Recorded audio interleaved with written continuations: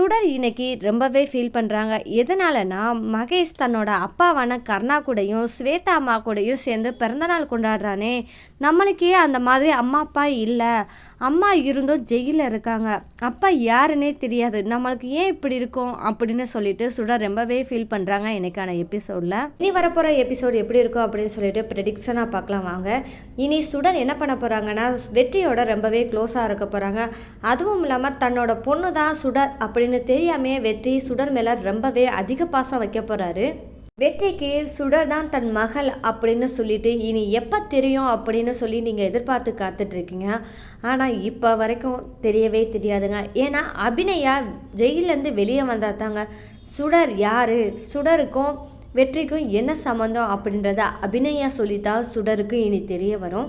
இந்த தருணத்துக்காக நீங்கள் காத்துட்ருக்கீங்கன்னா மறக்காமல் இந்த வீடியோவுக்கு லைக் பண்ணி தெரிவிங்க. இது ஒரு பக்கம் இருக்க, அடுத்து என்ன நடக்குது அப்படின்னு பார்த்தா, ஏற்கனவே சண்முகம் இன்னைக்கான எபிசோடில் என்ன சொல்லிட்டாருன்னா, எப்படி இருந்தாலும் என்னோட தங்கச்சியை வெளியே கொண்டு வரணும், என் தங்கச்சி தப்பே பண்ணாத போது எதுக்கு ஜெயில் தண்டனை அனுபவிக்கணும் அப்படின்னு சொல்லிட்டு இன்னைக்கு சரளா கிட்ட சண்டை போட்டார்.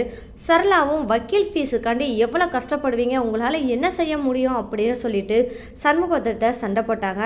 இருந்தாலும் நான் வக்கீலை பார்த்து எப்படி இருந்தாலும் சமாளிப்பேன், என்னோட கடமையை நான் கரெக்டாக செய்வேன் அப்படின்னு சொல்லிட்டு சரளா கிட்ட சண்முகம் சொல்லிடுறாரு. என்னமோ பண்ணுங்க போங்க அப்படின்னு சொல்லிட்டு சரளா சொல்லிட்டு கிளம்பிடுறாங்க.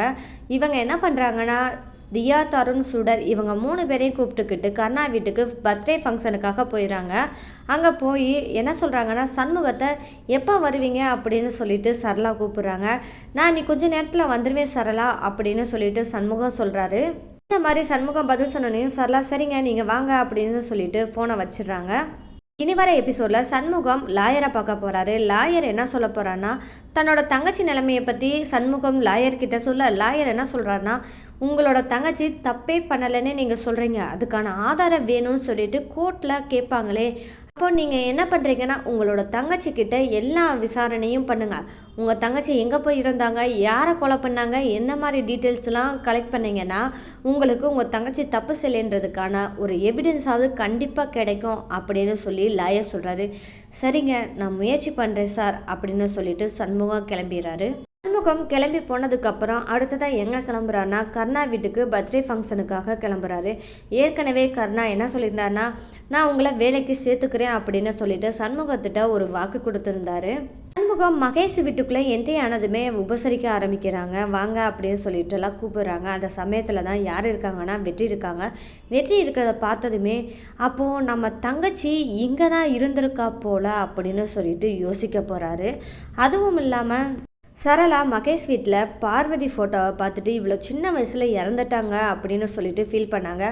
அந்த ஃபோட்டோவை பார்க்க போகிறாரு சண்முகம். அப்போ தான் கர்ணா கிட்ட சண்முகம், சார் இது யார் சார் இந்த ஃபோட்டோவில் இருக்கிறது அப்படின்னு சொல்லிட்டு சண்முகம் கேட்க, இது என்னோட மனைவி தான், மகேஷுக்கு அம்மா அப்படின்னு சொல்லிட்டு கர்ணா சொல்ல, எப்படி சார் இறந்தாங்க அப்படின்னு சொல்லிட்டு கேட்க போகிறாரு. இதுக்கு பதில் சொல்கிற விதமாக கர்ணா என்ன சொல்ல போகிறேன்னா, இது உங்களுக்கு தேவையில்லாதது, எந்ததுக்கு வந்தீங்களோ அதை மட்டும் பார்த்துட்டு போங்க அப்படின்னு சொல்லிட்டு கர்ணா சொல்ல போகிறாரு. அப்போ தான் சரி அப்படின்னு சொல்லிட்டு பர்த்டே ஃபங்க்ஷன்லாம் முடிச்சுட்டு கிளம்ப போகிறாங்க. என்னடா கர்ணா இப்படி பேசுகிறாரே, இவரோட பேச்சுவார்த்தையில் கொஞ்சம் டவுட்டாகவே இருக்கே அப்படின்னு சொல்லிட்டு சண்முகம் நினைக்க, அந்த இடத்துலையே வெற்றியும் பார்த்துருக்காரு. அப்போ நம்ம தங்கச்சி இங்கே தான் இருந்திருக்கா, அப்போ கொலை பண்ணதுன்னா இந்த பார்வதியை தான் கொலை பண்ணியிருப்பா அப்படின்னு சொல்லி தான் ஜெயில் தண்டனை அனுபவிச்சுட்ருக்கா. இப்போ நம்ம என்ன பண்ணலான்னா, கண்டிப்பாக இந்த இடத்துல வேலை கேட்டே ஆகணும், அப்போ தான் நம்மளுக்கு நல்லது, நம்ம தங்கச்சியை விடுவிக்கிறதுக்கு ஏதாவது ஆதாரம் இங்கே கிடைக்க வாய்ப்பு இருக்கு அப்படின்னு சொல்லிட்டு சண்முகம் நினைக்க போகிறாரு.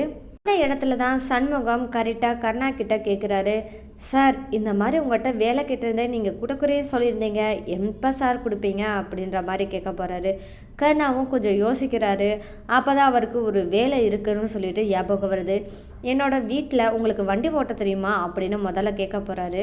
அப்போ கேட்கும் போது எனக்கு ஓட்ட தெரியும் சார் அப்படின்னு சொல்லிட்டு சண்முகம் சொல்ல, அப்போது எங்கள் வீட்டில் டிரைவராக இருக்கிறதுக்கு உங்களுக்கு சம்மதமா அப்படின்னு சொல்லிட்டு கர்ணா கேட்க, அப்போ சண்முகம் நினைக்க போகிறாரு, ஆகா நம்ம இங்கேருந்து தான் நம்ம தங்கச்சிக்கு எதிராக என்ன ஆதாரம் கிடைக்கும் அப்படின்னு சொல்லிட்டு நம்ம நினைக்கிறோம், அதுக்கேற்ற மாதிரி நம்மளுக்கு டிரைவர் வேலை கொடுக்குறேன்னு சொல்கிறாங்க, அப்போ இந்த வீட்டில் இருந்துக்கிட்டே எப்படி இருந்தாலும் ஜெயிலை விட்டு வெளியே கொண்டு வரதுக்கான ஆதாரத்தை இங்கே தான் தேடணும் அப்படின்னு சொல்லிட்டு சண்முகம் நினைக்கிறாரு.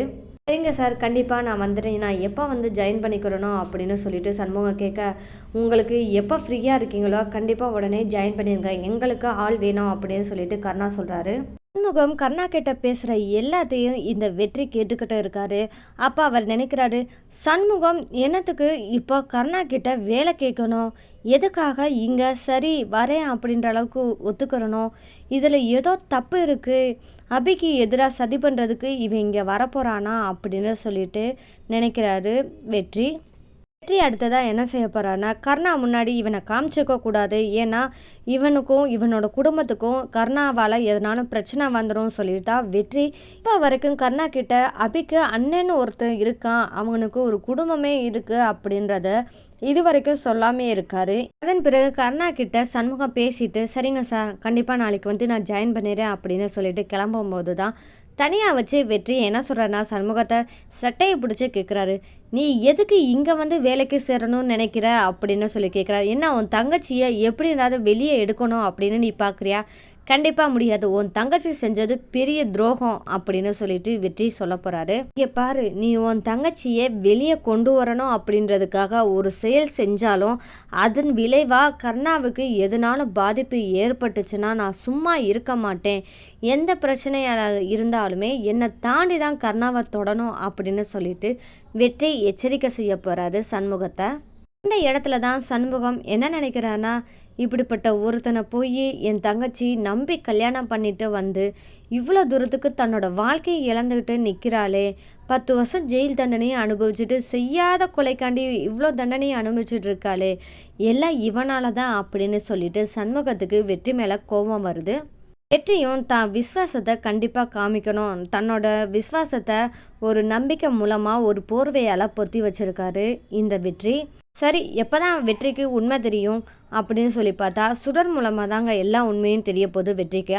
ஆனால் இந்த உண்மையை தெரிஞ்சால் வெற்றியால் தாங்க முடியுமான்னா கண்டிப்பாக தாங்க முடியாது. வெற்றி தான் செஞ்ச தப்பை நினச்சி வருந்தி அபிநயா கிட்ட மன்னிப்பு கேட்டாலுமே கண்டிப்பாக அபிநயா மறக்க மாட்டாங்க, மன்னிக்கவும் மாட்டாங்க. ஏன்னா ஒரு பொண்ணு ஒரு பையனை கைப்பிடிச்சு வந்தால் அந்த பொண்ணை கைவிடாமல் காப்பாற்றுறது தான் ஒரு ஆம்பளைக்கு லட்சணம். இப்போ அதுவும் இல்லாமல் இன்னைக்கு நான் 10 வருஷம் ஜெயில் தண்டனை செய்யாத தப்புக்காக எல்லாம் யாரால நடந்துச்சுன்னா உன்னால தான் நடந்துச்சு அப்படின்னு சொல்லிட்டு அபி சொல்ல போகிறாங்க. இனி எப்படி தன்னோட தங்கையை காப்பாற்றுறதுக்காக சண்முகம் எப்படி அந்த ஆதாரத்தை எடுக்க போகிறாரு கர்ணா வீட்டில் இருந்து அப்படின்றதான் இனி வர எபிசோடில் ட்விஸ்ட்டாக இருக்க போது. இந்த மாதிரியான சுவாரஸ்யமான நிகழ்வுகள்லாம் தெரிஞ்சுக்கிறோம்னா மறக்காமல் சப்போர்ட் பண்ணி ஆதரவு தெரிவிங்க. மீண்டும் சந்திப்போம். முடிஞ்சு